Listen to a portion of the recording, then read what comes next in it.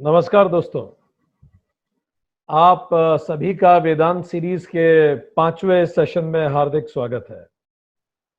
अभी तक की क्लासेस में हमने ये देखा कि मनुष्य के जीवन का मूल उद्देश्य मोक्ष है। मोक्ष का मतलब किसी भी प्रकार की डर या चिंताओं से मुक्ति, freedom from all forms of fear. इसको हमने कहा ये मोक्ष है। और 4 पुरुषार्थ बताए गए, काम, अर्थ, धर्म, मोक्ष। अब जीवन के लक्ष्य जब बहुत क्लियरली निर्धारित होते हैं, तब उन लक्ष्यों को प्राप्त करने के लिए तंत्र, मंत्र और यंत्र बनाए गए। तंत्र मतलब वो सिस्टम, मंत्र मतलब जो मन से बोला जाए। तो शास्त्रम वो मंत्र थे जिनके माध्यम से हम इन पुरुषार्थों को पा सकते थे। दूसरा हमने कहा यंत्र। यंत्र मनुष्य स्वयं है। और तंत्र पे जब हमने चर्चा की थी, तो पिछली क्लास में हमने बात की थी कि माइक्रो लेवल पे वर्ण व्यवस्था वो तंत्र है जिसके माध्यम से मनुष्य अपने पुरुषार्थ को प्राप्त कर सकता है। पर वर्ण व्यवस्था माइक्रो तंत्र है, इंडिविजुअल लेवल पे है, व्यक्तिगत लेवल पे है। इसी का एक मैक्रो प्रोस्पेक्टिव भी डिजाइन किया गया। मैक्रो प्रोस्पेक्टिव सामाजिक स्ट्रक्चर है जो व्यक्ति नहीं, पूरे समाज के लिए डिजाइन किया गया। जो एक व्यक्ति को अपने लिए नहीं लागू करना है, उसे व्यक्ति के साथ पूरे समाज को लागू करना है।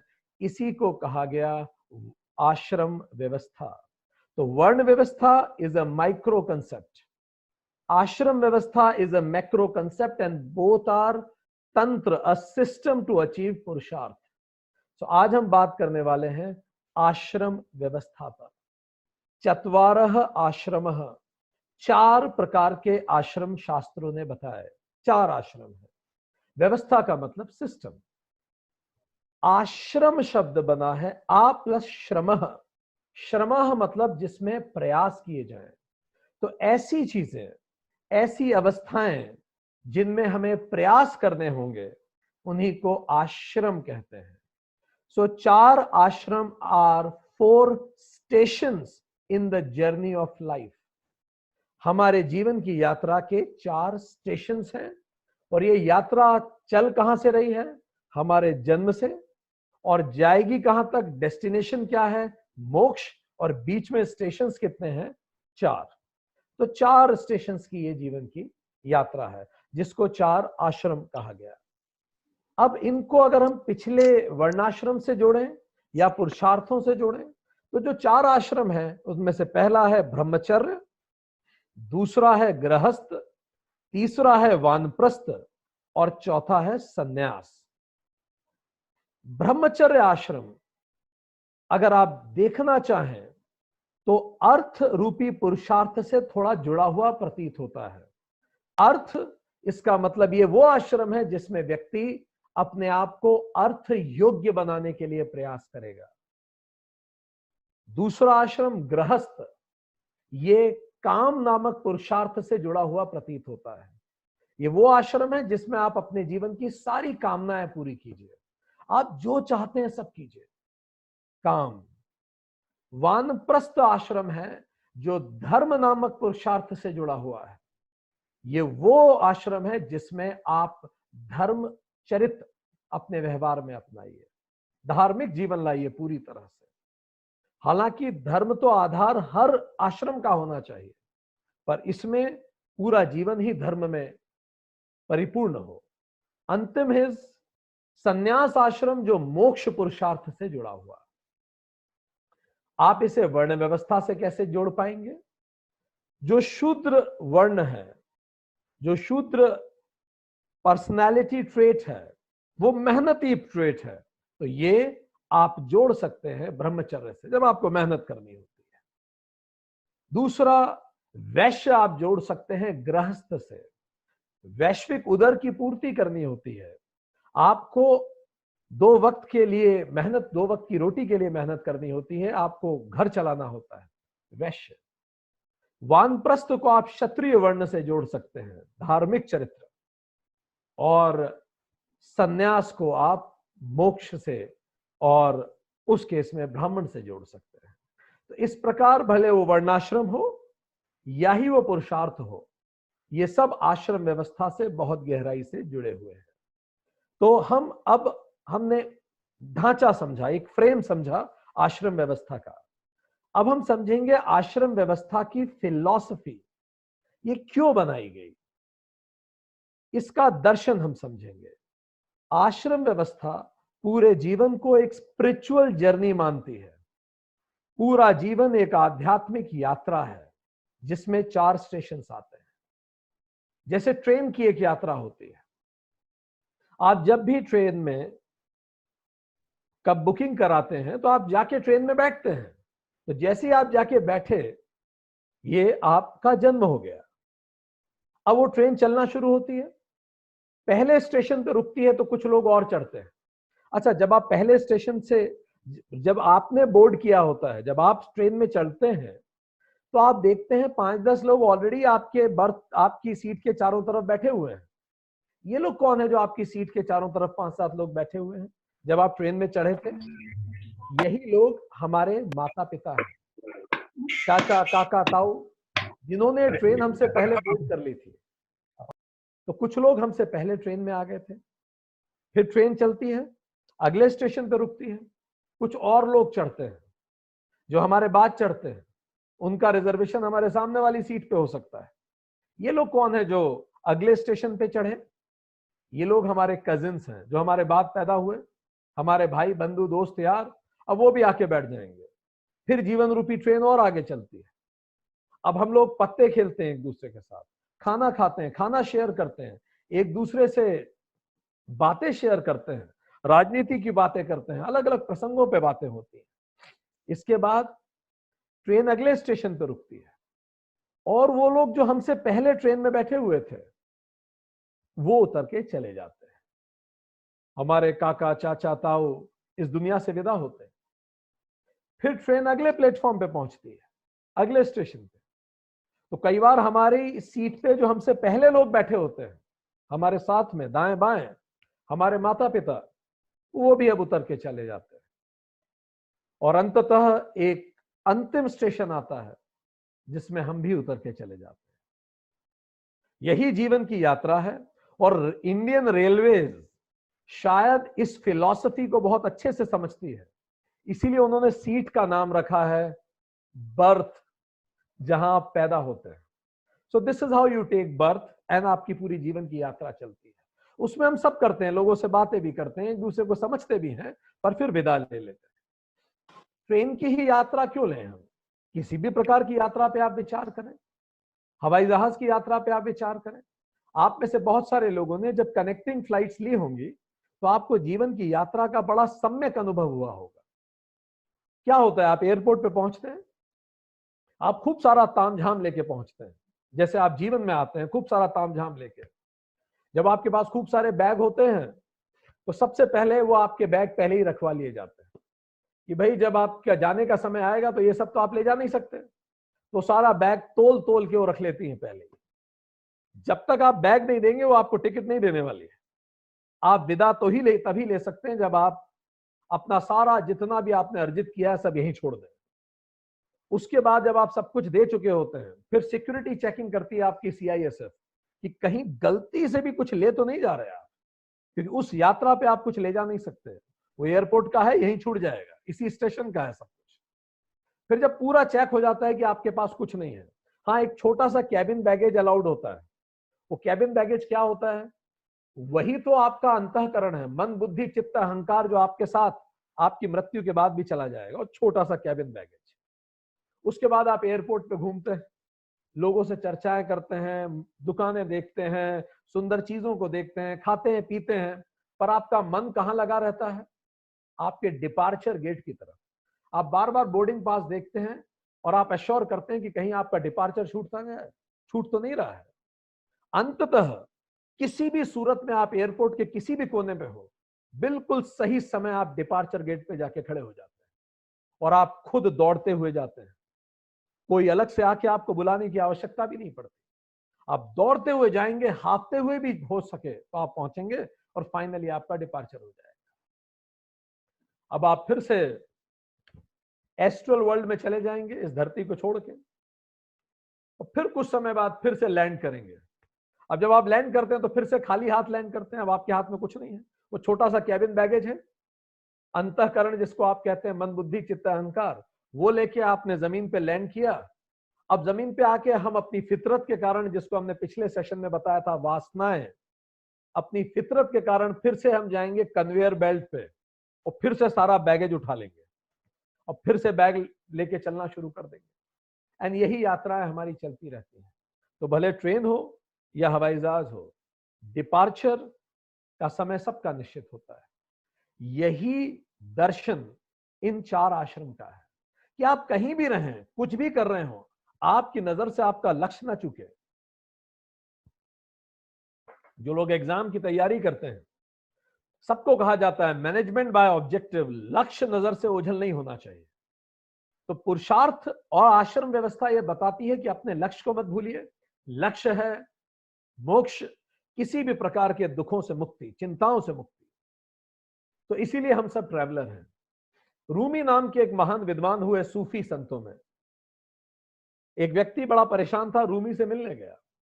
अब रूमी जिस कमरे में रहते थे वो कमरा पूरा ही खाली था। पूरा खाली मतलब पूरा ही खाली, कोई फर्नीचर नहीं, कुछ भी नहीं। तो वो जो व्यक्ति आया था अपनी समस्या लेके, वो अपनी समस्या तो भूल गया। कौतूहल वश उसने पूछा कि रूमी आपका फर्नीचर कहां है? तो रूमी ने मुस्कुरा के बोला, तुम्हारा फर्नीचर किधर है?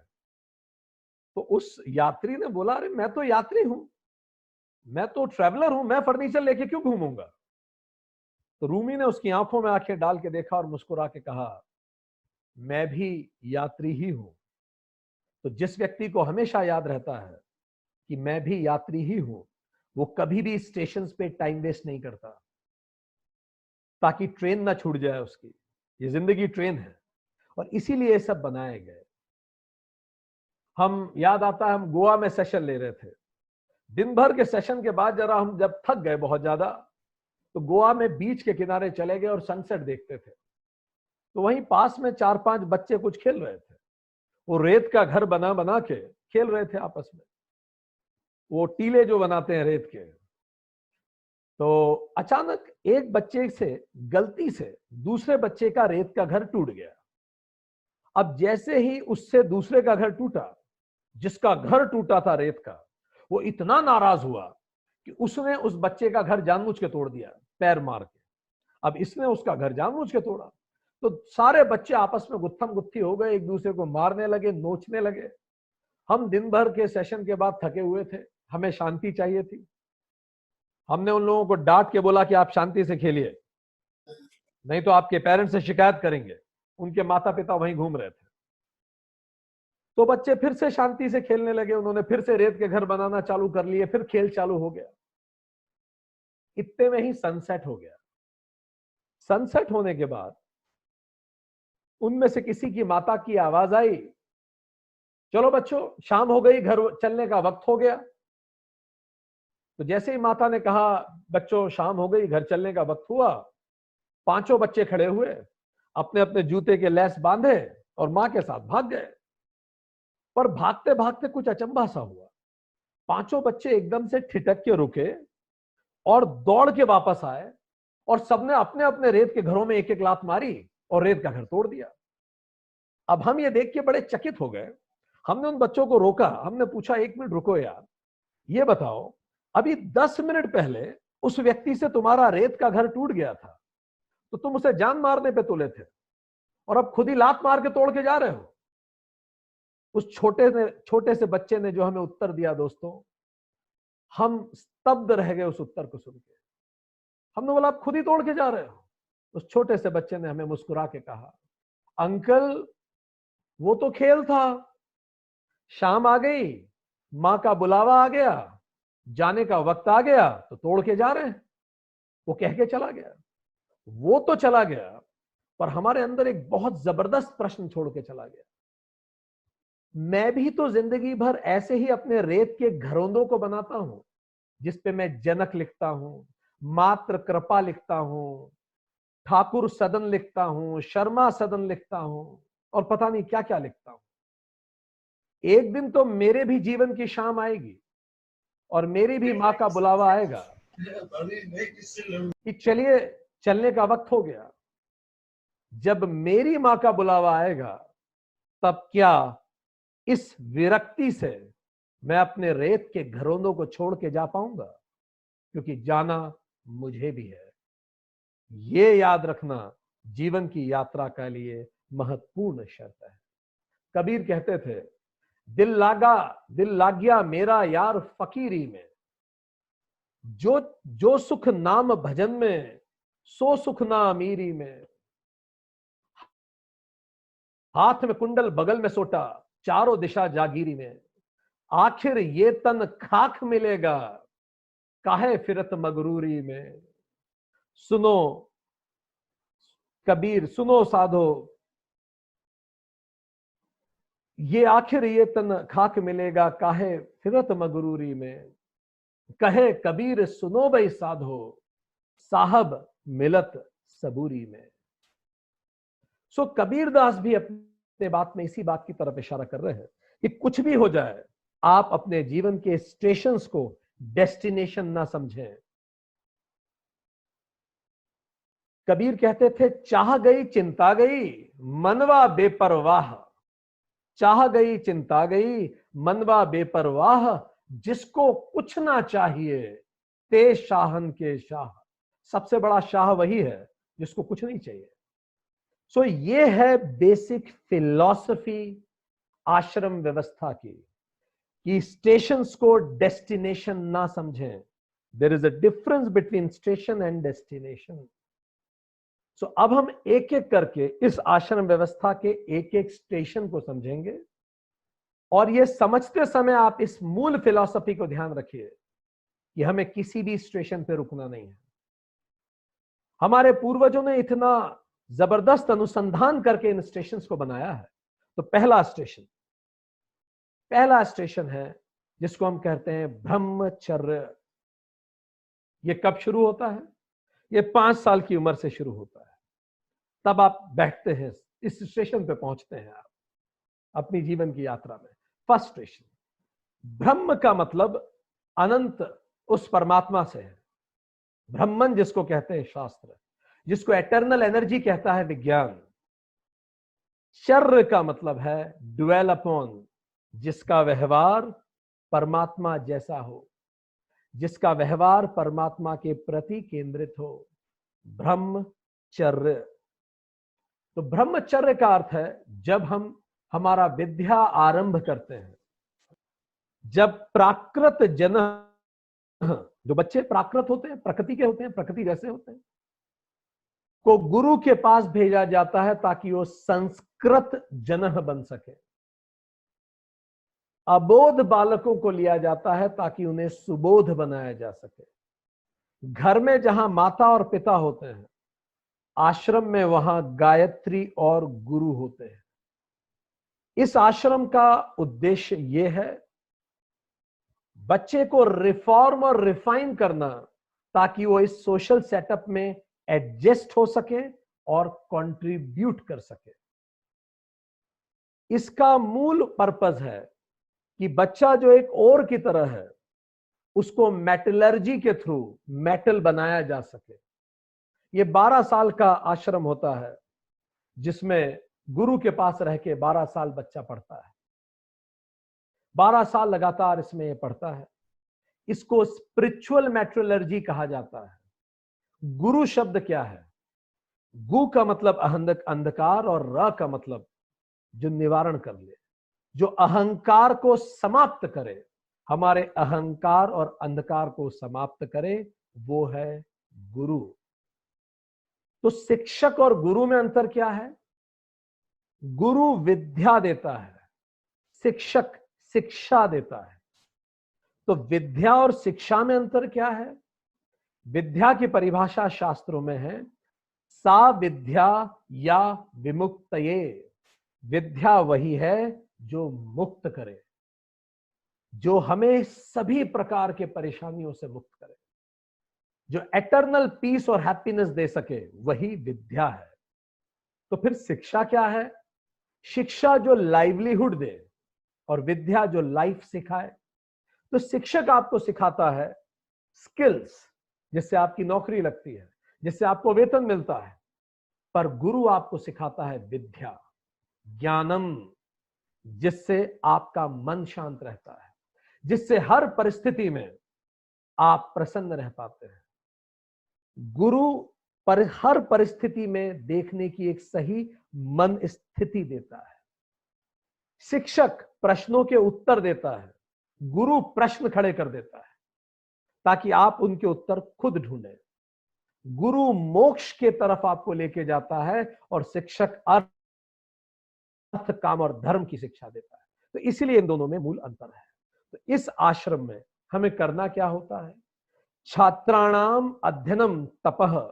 सबसे पहला काम हमें तप करना होता है, जैसे ध्रुव ने किया था। जब उसे कोई अपनी गोदी में नहीं बिठाता था तो पुराण बताती हैं कि उनकी माता ने समझाया, बेटा जब दुनिया तुम्हारी पूछ ना करे तो तुम तपह करो। तपह ताप से बना। ताप का मतलब अपने आप को स्वाहा करो, अपने आप को जलाओ मेहनत से। इसीलिए वेतन को उर्दू में तनख्वाह कहते हैं, जिस शरीर को जला के जो मिले।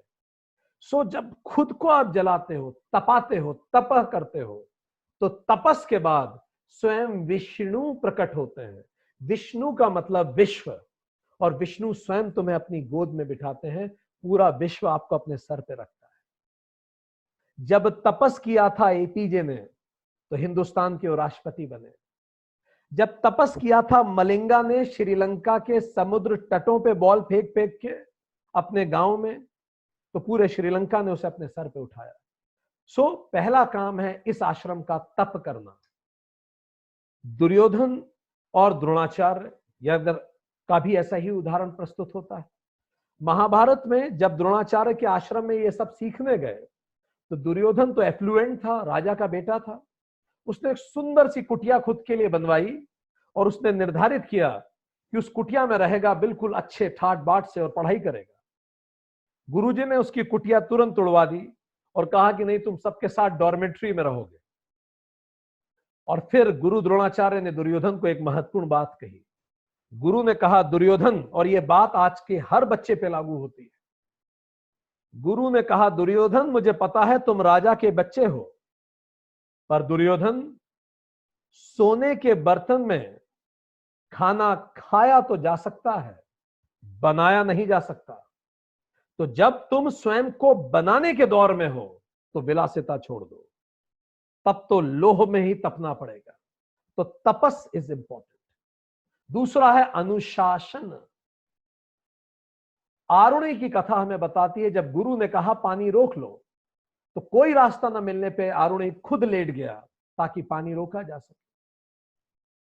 एकाग्रता द्रोणाचार्य और अर्जुन के संवाद से हमें सीखने को मिलती है। एकाग्रता बहुत जरूरी है।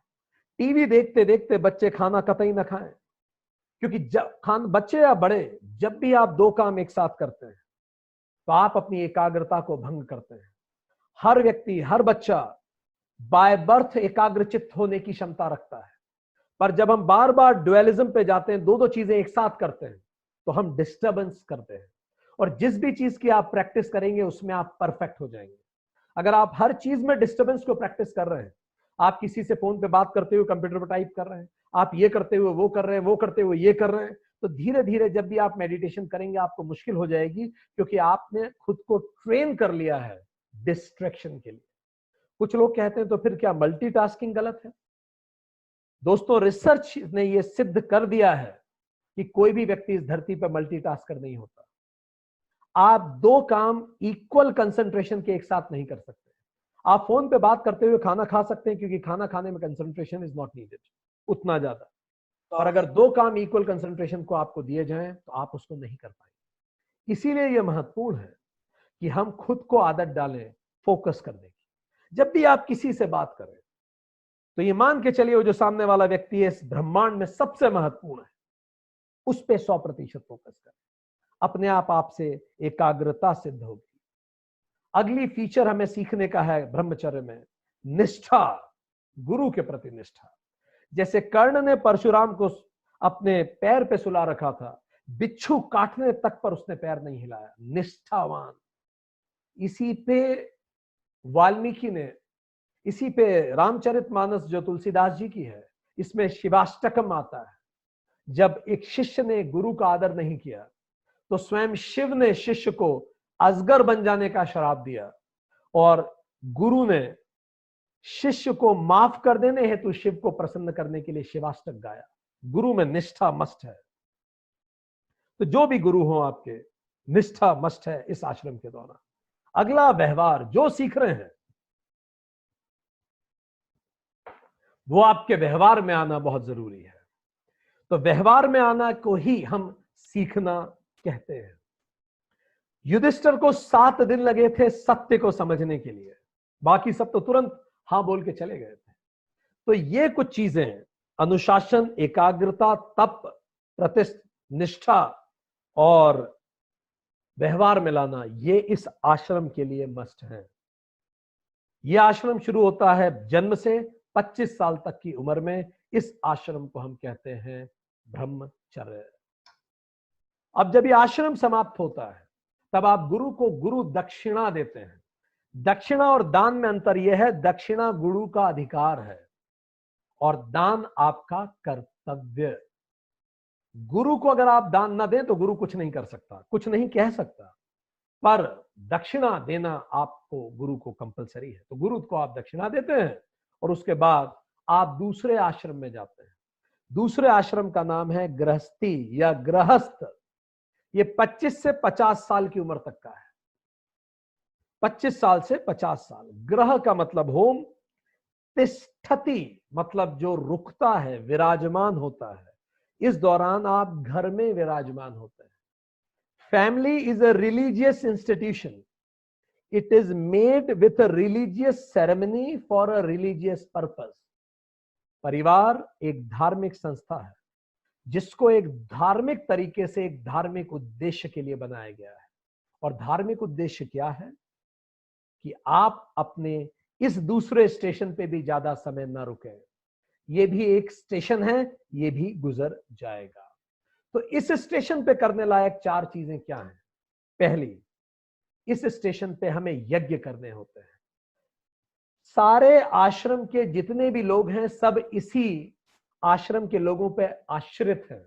यही व्यक्ति नौकरी करता है, बिजनेसमैन बनता है, पैसा कमाता है, इस पूरे समाज को धन धान्य से भरपूर करता है। खूब मेहनत कीजिए, इसमें अपनी कामनाओं की पूर्ति कीजिए, माता पिता की सेवा कीजिए, बच्चों की सेवा कीजिए, अतिथि की सेवा कीजिए, प्रकृति का संरक्षण कीजिए, जीव जंतुओं की सेवा कीजिए। ये सब कीजिए जो जो आप कर सकते हैं। ये पहला कर्तव्य है आपका, पहला यज्ञ है। दूसरा, संतान उत्पत्ति। आप संतान को उत्पन्न कीजिए ताकि अगली जनरेशन शुरू हो। यह दूसरा कर्तव्य है इस आश्रम का, संतान उत्पत्ति। तीसरा कर्तव्य यह है कि संतानों के लिए आप एक रोल मॉडल बने, क्योंकि आप अगली जनरेशन को लेके आ रहे हैं इस दुनिया में। जब आप रोल मॉडल नहीं बनते, संतान आपको फॉलो करती है। अगर आप हिटलर का जीवन पढ़ें, ओसामा बिन लादेन का जीवन पढ़ें, आप पॉल पॉट का जीवन पढ़ें, आप जीवन पढ़ें दाऊद इब्राहिम का, या फिर आप सद्दाम हुसैन का जीवन पढ़ें, इन सबके जीवन में एक कॉमन चीज आपको मिलेगी, इन सबका बचपन बहुत बिगड़ा था। दाऊद इब्राहिम के पिताजी उसको बात बात पे मारते थे, मुंबई पुलिस में हेड कांस्टेबल थे, इतना उसे पीटते थे कि वो इतना ढीठ हो गया कि पिताजी के सामने दूसरा गाल आगे करके बोलता था, मारो, कितना मारोगे, मार ही डालोगे, मार डालो। उसके अंदर जो रोष भरा, बाद में उसने उसके चरित्र को ही बर्बाद कर दिया। सद्दाम हुसैन 10 साल की उम्र में घर छोड़ के उन्हें भागना पड़ा था, क्योंकि जब वो छोटे थे उन्हें पता ही नहीं था उनके पिताजी कौन थे, माता पिता में कांस्टेंट झगड़े रहे।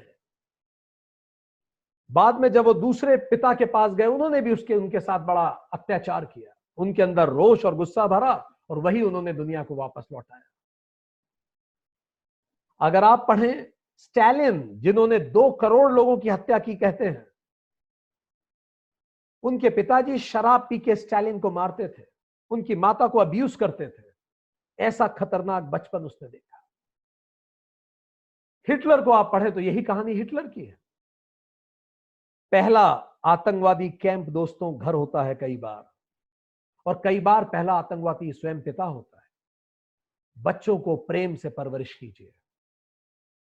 भय नमक जितना ही उचित है, उससे अधिक अगर आपने भय क्रिएट किया तो ये बच्चे बड़े होकर इस समाज को भय लौटाएंगे।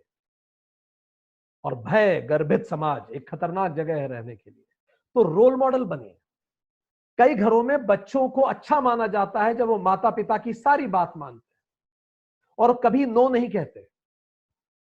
ये बच्चे जब बड़े होते हैं तो नो कहना तो उन्होंने कभी सीखा ही नहीं। भारत में एक समस्या है जिसको कई बार हम कहते हैं राजा बेटा सिंड्रोम।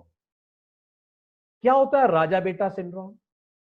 ये होता है जब हम छोटे थे तो अच्छा, राजा बेटा कौन था जब हम सब छोटे थे? याद कीजिए। जो मां की बात मानता था। स्कूल में राजा बेटा कौन था? जो टीचर की बात मानता था। कॉलेज में राजा बेटा कौन है? जो प्रोफेसर की बात माने। और नौकरी में राजा बेटा कौन है? जो बॉस की बात माने। तो अब हम ना बोल ही नहीं पाते। हमने एक ऐसा समाज क्रिएट कर दिया है जहां लोगों को ना कहने में बड़ी समस्या होती है। वो ना बोल ही नहीं पाते क्योंकि उनको लगता है हम लोगों को दुखी नहीं करना चाहते। और दोस्तों, अगर आप ना बोलेंगे ही नहीं तो नया होगा कैसे कभी कुछ? एक कहावत है, लीक लीक गाड़ी चले, लीक लीक चले कपूत, तीनों ही लीक लीक ना चले, साहब शेर सपूत। टायर के पीछे टायर चलता है और इसी तरह से पिता के जस्ट पीछे पीछे कपूत चलता है। पर ये 3 लोग कभी पिता के पीछे नहीं चलते। साहब जो लीडर होता है, शेर जो शौर्यवान होता है, और सपूत ये अपने रास्ते गढ़ते हैं। इसका मतलब क्या यह है कि माता पिता का सम्मान न करें? नहीं, उनका भरपूर सम्मान करें। पर सम्मान करना और प्रत्येक बात में हां करना 2 अलग अलग बातें हैं। ना कहना सिखाएं। अपनी बच्चियों को ना कहना सिखाएं ताकि वो दूसरे घर जाके परेशान ना हो। वो बोल सकें कि नहीं, मुझे व्यवहार स्वीकार्य नहीं है। हमने ऐसे कितने सारे ऑफिसर्स देखे हैं, सीनियर मैनेजर्स देखे हैं जो बड़े बड़े पदों पे हैं पर अभी भी उन्हें ना कहने में परेशानी होती है। और उसके बाद क्या होता है, वो बहुत सारा काम हाँ कह के अपने ऊपर ले लेते हैं। बाद में वो काम करने में उन्हें तनाव होता है और उनका जीवन मुश्किल हो जाता है। और फिर जब वो उन लोगों को काम बताते हैं जिन लोगों ने उन्हें काम दिया था, तो कई लोग ना कहने में एक्सपर्ट होते हैं, वो तो मना कर देते हैं। तब इनको लगता है देखो मेरा तो शोषण हो गया, मेरा तो जिंदगी ने बड़ा उपयोग कर लिया। तो इसीलिए बच्चों को ना कहना भी सिखाइए, प्रश्न पूछना सिखाइए, ये भी इंपॉर्टेंट है। बच्चों को सोचना सिखाइए। देखिए, हम अपने पूरे जीवन में, पूरा जीवन अगर आप सोचें तो अगर हम सोने के अलावा का, जब हम सोते रहते हैं उसके अतिरिक्त हम जीवन देखें तो मनुष्य अपने पूरे जीवन में बहुत ज्यादा समय बोलता है। अब बहुत कम समय बोलता है तुलनात्मक अगर हम लें। कुछ समय वो बोलता है, कुछ समय वो सुनता है और बहुत ही कुछ समय लिखता है। पूरा जीवन जाता किसमें है? सोचने में। रिसर्च कहती है मनुष्य अपने जीवन का लगभग 80 से 90% समय केवल सोचता है। पर आप देखिए, हमें ट्रेनिंग दी जाती है, लिखें कैसे 10 साल तक सिखाया जाता है, बोले कैसे 20 साल तक सिखाया जाता है। स्पोकन इंग्लिश क्लासेस चलती हैं, 20-20, 25-25 साल के लोग क्लासेस ज्वाइन करते हैं। प्रेजेंटेशन स्किल्स की क्लासेस लोग ज्वाइन करते हैं। बोले कैसे, लिखे कैसे हम 10 साल सीखते हैं, पढ़े कैसे सीखते हैं 10 साल। पर सोचे कैसे, यह सिखाना माता पिता का परम कर्तव्य है। जीत की तैयारी के साथ साथ जब हार हो उसकी भी तैयारी कराना। बच्चा सोचे कैसे। बच्चा जब भी कोई प्रॉब्लम लेके आपके पास आए, कभी भी रेडीमेड सॉल्यूशन उसे मत दीजिए, ये गांठ बांध लीजिए। जिस भी व्यक्ति का आपको विकास करना है उसके लिए निर्णय लेना बंद कर दीजिए। आपको अपनी माता जी का विकास करना है, उनके लिए निर्णय मत लीजिए, निर्णय उन पे छोड़िए। अपने बच्चे का विकास करना है, उसको निर्णय लेने दीजिए, आप गाइड कीजिए, डायरेक्ट कीजिए, डिसाइड मत कीजिए। इससे वो निर्णय लेना सीखेगा और सोचने की प्रोसेस सीखेगा। तो ये सारे कर्तव्य हमें करना है। अगला, इस आश्रम में हमें करना है तितिक्षा का विकास हमारे अंदर। ये बड़ा महत्वपूर्ण है। तितिक्षा का अर्थ है, ये आदि शंकराचार्य ने इसको डिफाइन किया अपने साधन चतुष्टय में, सहनम सर्व दुखानाम अप्रतिकार पूर्वकम चिंता विलाप रहितम तितिक्षा उच्यते। सहनम सर्व दुखानाम, जीवन में सुख हो या दुख हो, उस सब को शांत भाव से सहना, एक्सेप्ट करना। सर्व दुखानाम अप्रतिकार पूर्वकम, बिना रिएक्ट किए। चिंता विलाप रहितम, ना तो चिंता हो और ना ही विलाप हो। इस मानसिक अवस्था को तितिक्षा कहते हैं और इसका विकास गृहस्थ आश्रम में ही आवश्यक है। क्यों? क्योंकि गृहस्थ आश्रम ही वो आश्रम है जिसमें आप समाज के साथ इंटरेक्शन करते हैं। You interact with the society. अब मान लीजिए आपको अंधेरे से डर लगता है किसी बच्चे को, और आप चाहते हैं कि उससे अंधेरे से उसका डर खत्म करें, तो आप क्या करेंगे? स्वाभाविक रूप से आप उसे अंधेरे में लेके जाएंगे और शायद आप उसके साथ जाए अंधेरे में और उसे समझाएं, देखो डरने की कोई बात नहीं है। तो अगर किसी को अंधेरे से जीतना है तो कहां जाना पड़ेगा? अंधेरे में ही। अब इसको हम गृहस्थ आश्रम में लाते हैं। अब मान लीजिए आपका गुस्सा बहुत तेज है और आपको पता है कि मेरे इस जन्म में मेरी सबसे बड़ी कमियों में से एक है, मेरा गुस्सा बहुत तेज है। तो अब आपको क्या करना है? आपका जन्म में आपको सीखने के लिए चीज क्या है? यहां गुस्से को इंप्रूव करना है। तो अब गुस्सा को कैसे आप कंट्रोल करेंगे? आपको ऐसी परिस्थितियां चाहिए होंगी ना जो गुस्सा क्रिएट करे। तो हर वो व्यक्ति जो आपको गुस्सा दिला रहा है, ये मान के चलिए वो आपका टेस्ट ले रहा है। देखिए, आपने बहुत सारी किताबें पढ़ी हैं, गुस्सा नहीं करना चाहिए। आप अच्छे से जानते हैं गुस्सा नहीं करना चाहिए, हमें सबको पता है नहीं करना चाहिए, और हम 1 घंटे का भाषण भी दे दें कि गुस्सा नहीं करना चाहिए, तो भी हम जाके गुस्सा करते हैं। तो ऐसा क्यों है? होता क्या है दोस्तों, जैसे हम 10th की एग्जाम देते थे, तो 10th में पहले हमें थ्योरी की एग्जाम होती थी, फिर प्रैक्टिकल होता था। तो अब क्या हुआ, हमने थ्योरी तो पढ़ा दी पूरी कि गुस्सा नहीं करना। हम आपसे पूछेंगे बताइए गुस्सा करना चाहिए, आप बोलेंगे सर बिल्कुल नहीं करना चाहिए। तो इसका मतलब थ्योरी में तो हम अव्वल हैं, हमें अच्छे से पता है गुस्सा नहीं करना चाहिए। फिर एक व्यक्ति आता था 10th में, याद कीजिए, बाहर से प्रैक्टिकल लेने, और वो आपसे थ्योरी नहीं पूछता था, वो सीधे प्रैक्टिकल देता था आपको, और प्रैक्टिकल करवा के देखता था आपको आता है कि नहीं। तो ये समझ लीजिए, आपके घर में अगर वो आपकी माताजी हैं, पिताजी हैं, आपका बॉस है या कोई भी है, वो आपसे प्रैक्टिकल एग्जाम ले रहा है आपकी गुस्से पे। वो ऐसी परिस्थितियां बनाएगा कि आपको गुस्सा आए और आप तुरंत अगर खुद को नियंत्रण कर पा रहे हैं तो आप तितिक्षा की तरफ बढ़ रहे हैं। रोज खुद से पूछिए, क्या मेरी तितिक्षा मेरे अंदर बढ़ी है? ये इस गृहस्थ आश्रम का अगला महत्वपूर्ण पड़ाव है, अपनी तितिक्षा को बढ़ाना, अपना क्रोध, अहंकार, ईर्ष्या, द्वेष, इन सबको नियंत्रित करना। तितिक्षा, तो हमने बताया यज्ञ, तितिक्षा, संतानोत्पत्ति और रोल मॉडल बनना। ये इस आश्रम के महत्वपूर्ण 4 कार्य हैं। इस स्टेशन पे बस आपको ये 4 काम करने हैं और फिर आगे बढ़ना है। अगला स्टेशन कौन सा है? अगला स्टेशन है वानप्रस्थ।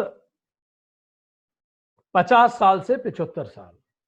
शब्द से ही स्पष्ट है, वान वन की तरफ, प्रस्थ प्रस्थान कर लीजिए, अब वन की तरफ निकल लीजिए। इसका क्या तात्पर्य है? क्या घर छोड़ के जंगल ही चले जाएं? इसका तात्पर्य यह है कि अब आपको घर की तरफ पीठ करके बैठना है, चेहरा नहीं करना, घर की तरफ पीठ करके बैठना है। दृष्टा दृश्यम वशात बद्ध, दृष्टा दृश्य वशात बद्ध। दृष्टा दृश्य को देख के उससे बंध जाता है, क्योंकि जब आप देखेंगे ना, तो कहते हैं ना वो कहावत, आंखों देखी मक्खी नहीं निगल सकते। अगर कहीं झाड़ू ढंग से नहीं लगी तो आपका बार बार मन खराब हो गया, अरे झाड़ू नहीं लगी मन में, घर में झाड़ू नहीं लगी। वानप्रस्थ घर की झाड़ू के लिए नहीं है, वो मन की झाड़ू के लिए है। अब घर की झाड़ू का दायित्व हो गया है गृहस्थ का, आपका काम आ गया है कि अब आप मन की झाड़ू लगाइए, साफ कीजिए मन में जो कुछ है। तो इस समय सबसे सही क्या करना है? मौनम, मुनि होने का प्रयास। जितना कम बोले और जितना ज्यादा सोचे, सिंथेसिस करें, क्योंकि सोचने के लिए अब आपके पास 50 साल के जीवन का अनुभव है। अब आप मुनि हो जाएं तो बेहतर है। कम बोलिए और ज्यादा सोचिए। कंदमूल खाने का शास्त्र कहते हैं, क्योंकि मेटाबॉलिज्म आपका स्लो हो गया है। कम से कम तला गला खाइए, वही खाइए जो तुरंत आपका पच जाए। डिटैचमेंट प्रैक्टिस कीजिए, धर्म प्रैक्टिस कीजिए। दूसरों के लिए मैंने क्या किया, मैं इस पे विचार करूं। मेरे जीवन का निष्कर्ष क्या निकला, निचोड़ क्या निकला, जीवन के बड़े प्रश्नों पे बात कीजिए। Because now you have enough experience of life to think about life and prepare yourself for sannyas, और खुद को संन्यास के लिए प्रिपेयर कीजिए। और चौथा काम करना है, माफ करना हर व्यक्ति। Forgive all, detachment, forgive all, मौन हो जाइए और पीठ करके बैठ जाइए घर की तरफ। छोटी मोटी चीजों में दखल ही नहीं देना। अब खिलाड़ी नहीं, कोच हो जाइए आप। जैसे कोच बाहर बैठता है पवेलियन में और बाहर से सब नजर रखता है, और जब मैच खत्म होता है तो रास्ते भी बताता है, गुड़ भी बताता है। पर अगर आप लगातार दखल रखेंगे तो दो आश्रमों में टकरावट होगी। इसी को जेंडर गैप कहते हैं, इसी को जनरेशन गैप कहते हैं। इसी के कारण घरों में आपस में कॉन्फ्लिक्ट होते हैं, क्योंकि एक समय शास्त्र कहते हैं एक ही आश्रम घर चलाएगा, दूसरा आश्रम अब डायरेक्ट करेगा। और अगर मेरा डायरेक्शन कोई ना माने तो उनकी किस्मत, क्योंकि उन लोगों को भी सीखना है। वो सीखेंगे नहीं तो जीवन उन्हें और अनुभव देगा, तब वो सीखेंगे। हमारे कहने से सब सीख जाते तो कृष्ण के पुत्र संब नहीं होते। कृष्ण तक के पुत्र बहुत नहीं सुधरे संब नाम के। हम बता सकते हैं, रास्ता बता दीजिए, वही करना है। वानप्रस्थ, सबको माफ कीजिए, फॉरगिव ऑल। और माफ कैसे करें समझ में नहीं आता तो सबसे सही अपने पोते पोतियों को देखिए। वो आदर्श है माफी का। एक छोटा सा बच्चा घर में कुछ खेल रहा है और वो टीवी देख रहा है। टीवी में टॉम एंड जेरी आ रहा है और बिल्कुल घूर के टीवी देख रहा है, बिल्कुल ऐसे। और जैसे जैसे टॉम एंड जेरी में कुछ होता है, पच्छीटे खा के इधर गिर रहा है, हंस के कभी उधर गिर रहा है, कभी इधर लुढ़क रहा है, कभी उधर इतना इन्वॉल्व होकर वो टीवी देख रहा है, खूब उछल उछल के। अचानक उसके पिताजी ऑफिस से आए, नौकरी करते हैं उसके पिताजी, और रिमोट लेके न्यूज लगा के बैठ गए, ये देखने के लिए कि दुनिया में और कौन कौन दुखी है। अब आपने उस बच्चे से उसकी खुशी छीन ली, तो टेक्निकली तो वो बच्चा आपसे नाराज होना चाहिए ना, क्योंकि उसकी तो खुशी थी वो। पर आप देखेंगे वो बच्चा आपसे नाराज नहीं होगा, एक गंदा सा मुंह बनाएगा और वहां से दूसरे रूम में चला जाएगा और तुरंत उसको भूल जाएगा। वो तुरंत आपको फॉरगिव कर लेगा और वो सीधे वहां से जाएगा दादी के कमरे में और दादी के चश्मे, किताबें और चीजों से खेलने लगेगा। उधर से दादी चिल्लाएंगे, भाग यहां से। देखिए, फिर उसकी खुशी का साधन छीन लिया, उसका ट्रांसफर ऐसी जगह कर दिया जहां उसे पसंद नहीं आया, उसके साथ कुछ गलत कर दिया, उससे खुशी का साधन छीन लिया। अब तो उसे रोना ही चाहिए, पर वो अभी भी नहीं रोएगा। फिर वहां से मुंह बना के दूसरे कमरे में चला जाएगा और उस बात को भूल जाएगा। वहां से सीधे दीदी के कमरे में जाएगा, दीदी की मेडिकल की किताबें खोलेगा और दोनों हाथों से लिखेगा आइंस्टाइन की तरह, उसमें पता नहीं क्या। वहां से दीदी चिल्लाएंगी, भाग यहां से। देखिए, फिर उसकी खुशी का साधन छीन लिया और वो फिर नहीं रोएगा। अब वो वहां से सीधे किचन में जाएगा, वहां सब्जी तरकारी से खेलने लगेगा। वहां से उसकी मां उसे भगाएंगी, भाग यहां से, और वो वहां से भागेगा। देखिए, सारी दुनिया तुली पड़ी है उससे वो सब छीनने में जो उसे खुशी दे रहा है, और वो अभी भी दुखी नहीं होगा और रोएगा नहीं।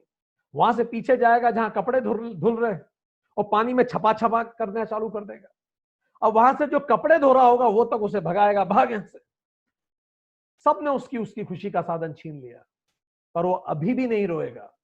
और वहां से वो सीधे जाएगा अपने कमरे में, वो कमरे में पलंग पे चढ़ जाएगा और पलंग पे चढ़ के खुद को छोटा भीम समझेगा और एक काल्पनिक दुश्मन दमियान की कल्पना करेगा और लड़ाई शुरू कर देगा। और जब वो दमियान से लड़ रहा होगा, आपको उसकी आंखों में, उसके हाव भाव में बिल्कुल ऐसा महसूस होगा कि वो दमियान से लड़ ही रहा है अपनी कल्पनाओं में। अब आप उससे उसकी कल्पना तो नहीं छीन सकते। क्या शिद्दत है एक बच्चे में खुश रहने की और लोगों को माफ कर देने की। क्या 5 साल का बच्चा अगर ये कर सकता है तो 50 साल के ऊपर का वानप्रस्थी ये नहीं कर सकता। सोचना है, सोचना है। इतने में उसके पिताजी फिर से ऑफिस से वापस आ जाएंगे, लंच ब्रेक हो गया है। तो पिताजी वापस आए और ये पलंग पे चढ़े हुए हैं, खुद को छोटा भीम समझे हुए हैं। तो पिताजी उसको देख के व्यंग्यात्मक मुस्कुराएंगे, क्योंकि पिताजी को पता है ये कोई भीम वीम नहीं है, इसमें कोई दम वम थोड़ी है। पर पिताजी उसको बिल्कुल डिस्टर्ब नहीं करेंगे, क्योंकि पिताजी तो प्रैक्टिकल व्यक्ति हैं, जीवन को समझते हैं। पिताजी मुस्कुराते हुए चले जाएंगे लंच करने। पिताजी को लगेगा अभी गिरेगा, अपने आप समझ में आ जाएगा ये कोई भीम भीम थोड़ी है, इसमें कोई दम वम थोड़ी है। उसके बाद लंच के बाद जब पिताजी वापस लौट रहे होंगे, ये महाशय अभी भी पलंग पे उछले होंगे। पिताजी फिर उसको देख के व्यंग्यात्मक मुस्कुराते हुए अपने ऑफिस पहुंच जाएंगे, ये सोचते हुए कि ये कोई भीम भीम नहीं है, इसमें कोई दम वम नहीं है, अभी गिरेगा, अपने आप समझ में आ जाएगा।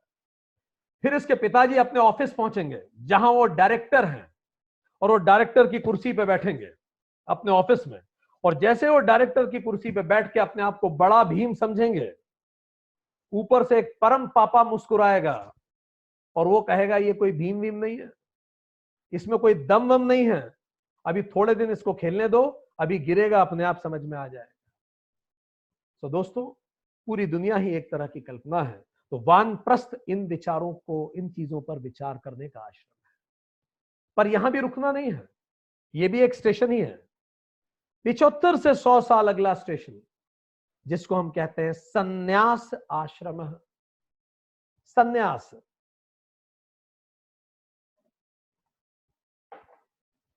सन का मतलब सर्व, न्यास का मतलब रख देना, छोड़ देना, सब कुछ रख दीजिए, अब आपका डिपार्चर का समय करीब है।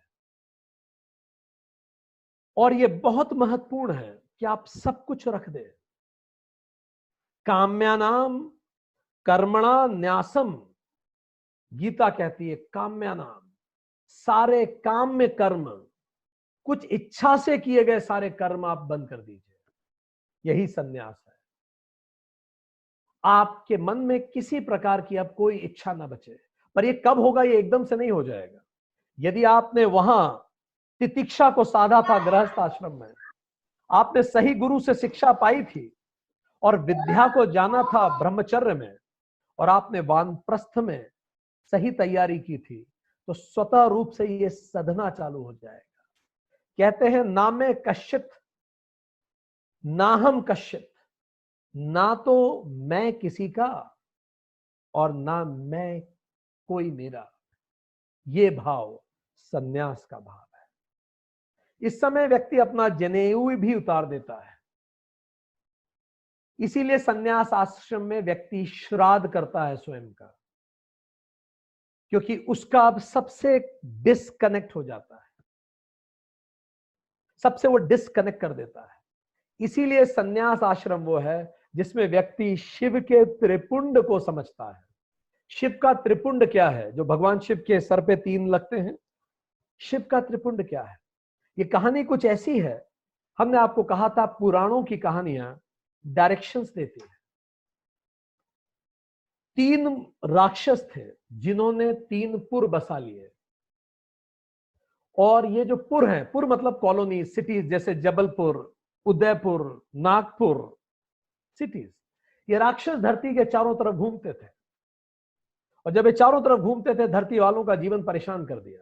सब भगवान शिव के पास गए तो भगवान शिव ने एक ही तीर से तीनों पुरों को समाप्त कर दिया। इसलिए शिव को त्रिपुरांतक कहते हैं।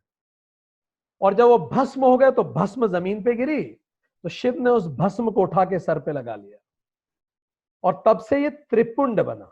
3 लाइनें जो शिव के सिर पे है, ये क्या है? पहले ये राख से बनती है, इसीलिए भगवान महाकाल की आरती राख से की जाती है। त्रिपुंड किस चीज का प्रतीक है? ये राख से बनता है और पहली रेखा प्रतीक है मी, मैं। दूसरी रेखा प्रतीक है माइन, मेरा। और तीसरी रेखा प्रतीक है नॉट माइन, जो मेरा नहीं है। जीवन के ये 3 ही तो दुख हैं, मी, मैं, मेरी सोच। जो मेरे हिसाब से नहीं सोचता वो गलत है, यही तो दुख का कारण है। दूसरा माइन, जो मेरा है, मेरा घर, मेरी प्रॉपर्टी, कोई दूसरा उसको ले लेगा तो मुझे दुख हो जाएगा। और तीसरा जो मेरा नहीं है, उससे कई बार मुझे ईर्ष्या होती है। शिव कह रहे हैं ये तीनों चीजें भस्म हो जाएंगी, भस्माभूत हैं ये। इसीलिए शिव का त्रिपुंड भस्म से तुम भी भस्म हो जाओगे, जो तुम्हारा है वो भी भस्म होगा, और जो तुम्हारा नहीं है वो भी भस्म हो जाएगा। तो जो मैं है वो ब्रह्मचर्य आश्रम है, मैं खुद को जानता हूं उसमें। दूसरा गृहस्थ आश्रम है, मेरा, कामनाएं मेरी। तीसरा वानप्रस्थ है, जो मेरा नहीं है वो भी। ये तीनों आश्रम को भस्म कर दो, शिव कहते हैं। और कैसे भस्म करो? तो शिव त्रिपुंड यहां लगाते हैं, फिर सीने पे लगाते हैं, और फिर भुजाओं पे लगाते हैं। मन से, बुद्धि से और कर्मों से याद रखो, एक दिन तुम सब भस्म में मिल जाओगे। आखिर ये तन भस्म राख मिलेगा, काहे फिरत मगरूरी में, जैसा कबीर ने कहा। इसीलिए शिव के हाथ में त्रिशूल है, 3 शूल। यही 3 चीजें दुख देती हैं। इसीलिए यज्ञ के बाद हम 3 बार ओम शांति शांति शांति बोलते हैं, इन्हीं तीनों चीजों से। इसलिए शिव को हर चीज 3 है। 3 बेलपत्र में 3 पत्तियां होती है। सो ये देख पाना ही त्रिनेत्र खोलना है। तीसरा नेत्र जब खुलता है तो आपको दिखता है सब जिसके लिए मैं परेशान हो रहा हूं। प्राइम मिनिस्टर हो या प्यून हो, कोई याद नहीं रखने वाला, कोई याद नहीं रखेगा कुछ समय बाद। आज से 1000 साल बाद कोई किसी को याद नहीं रखने वाला।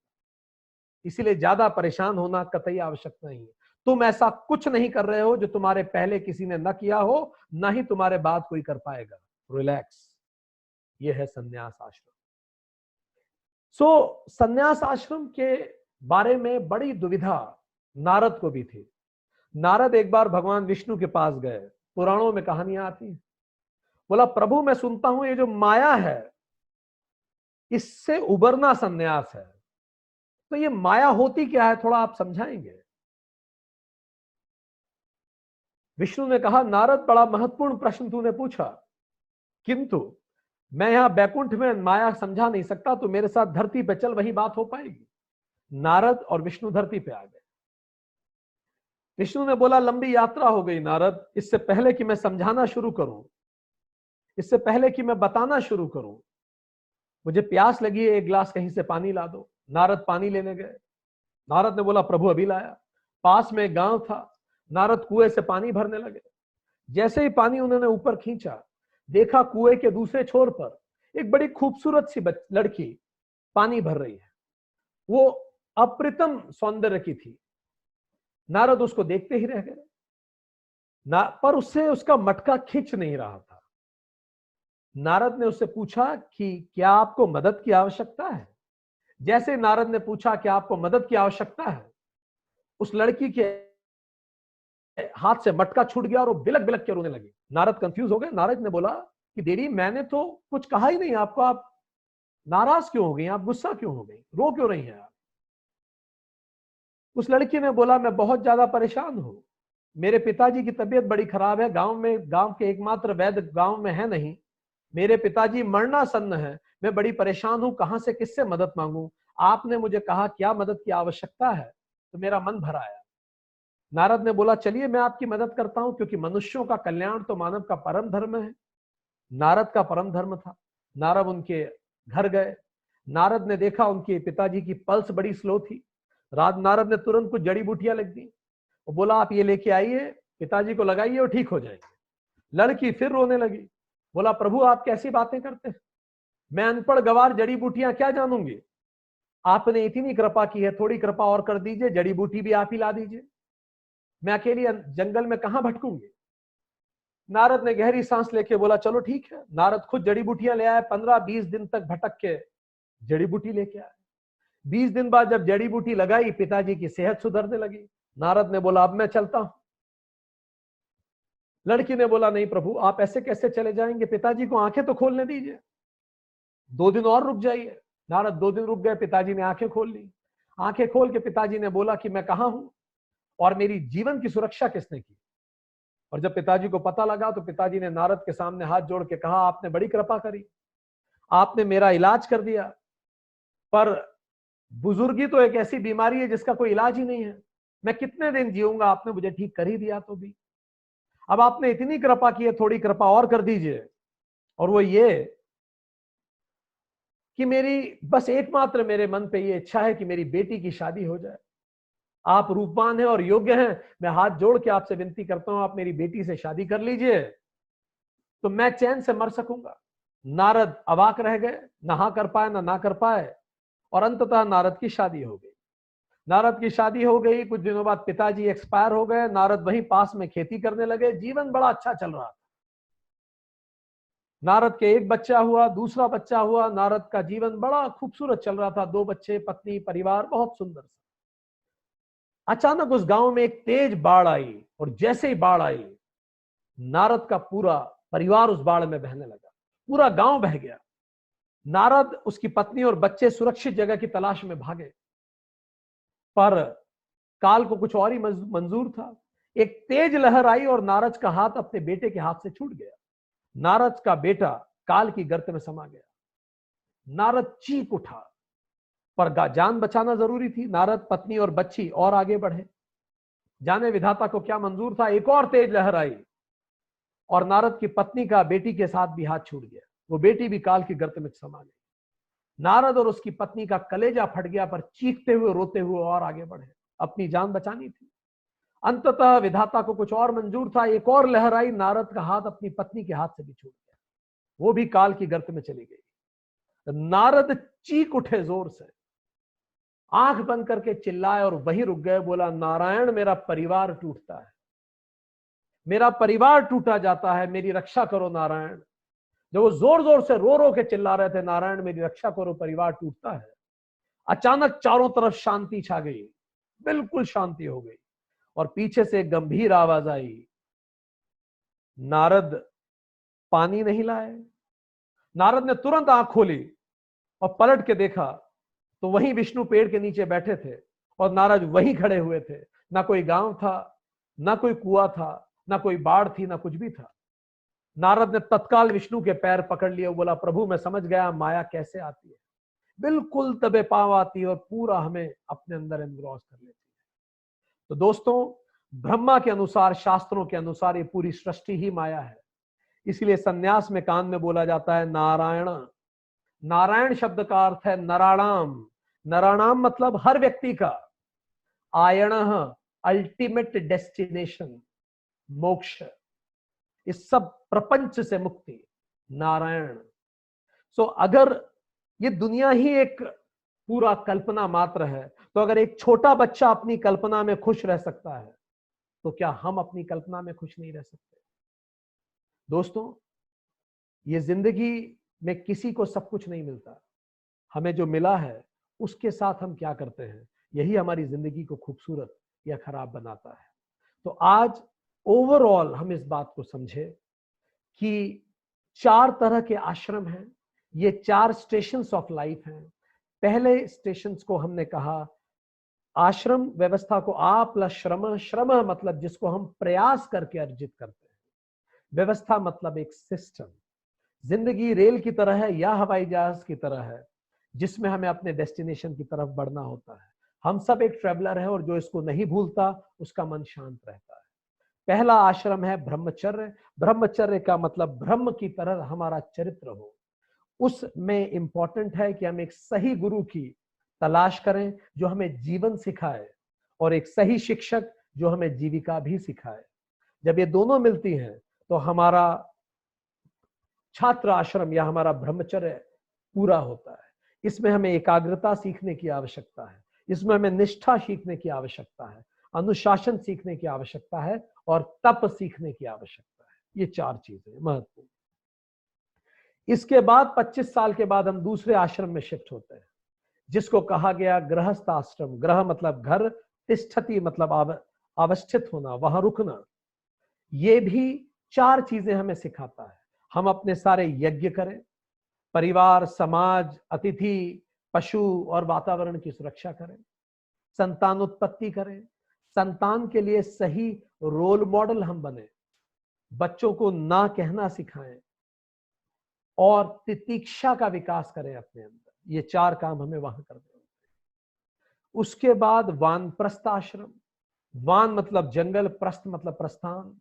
इसमें हमें 4 काम करने होते हैं। घर की तरफ पीठ करके बैठे, डिटैच हो, लोकल चीजों से हम खुद को अटैच ना करें, फॉरगिव करना चालू करें, मौन रहें, जीवन पर विचार करें, कंदमूल खाएं, ताकि अपने आप को संन्यास आश्रम के लिए तैयार कर सके।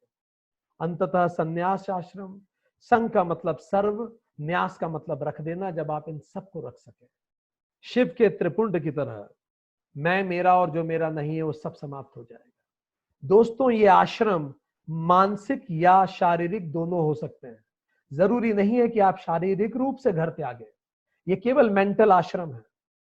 आप राजा जनक की तरह राजा होके भी सन्यासी हो सकते हैं। आप एक बहुत बड़ी कंपनी के चेयरमैन हो सकते हैं एंड स्टिल आप सन्यासी हो सकते हैं। जैसे कुछ हद तक बिल गेट्स अपने वानप्रस्थ आश्रम में है, जितना वो दान करते हैं, ये मानसिक आश्रम भी आप अपना सकते हैं। तो बिल्कुल वैसा है जैसे एक एग है ब्रह्मचर्य, कैटरपिलर है गृहस्थ, प्यूपा है वानप्रस्थ, और एक खूबसूरत बटरफ्लाई है जो उड़ जाती है, उसी को सन्यास कहते हैं। Thank you very much.